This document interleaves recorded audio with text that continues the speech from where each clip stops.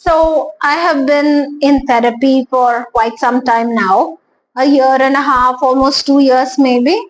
And I went in because I was having panic attacks, anxiety, what I self-diagnosed as depression. And so I went through the drill of, like diffusion of thought and those techniques that they have to get you out of anxiety and panic. But nothing really seemed to be working for me.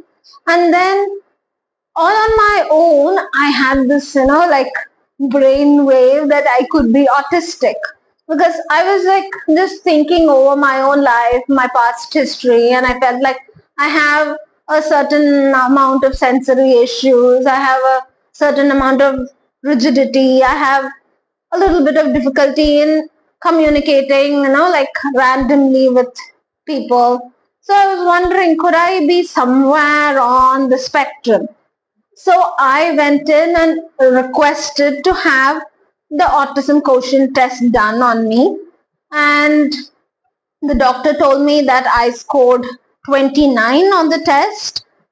And he said that that does kind of indicate that I have some autistic traits, though it's not like a confirmed diagnosis. And I would have to run further tests if I wanted a confirmed diagnosis. But then he said that autism is just something that you grow out of as you age. So, if there are any autistic people watching this video, do comment and let me know what has been your experience of an autism diagnosis, where you also told that it's something that you would grow out of, you don't need a full-fledged diagnosis, etc., etc. I mean, is that how it's done? Because I feel like what I experienced was not really depression, it was autistic burnout. And I feel like therapy has to cater to adults with autism. And isn't that really a thing? I would really like to know. Do let me know.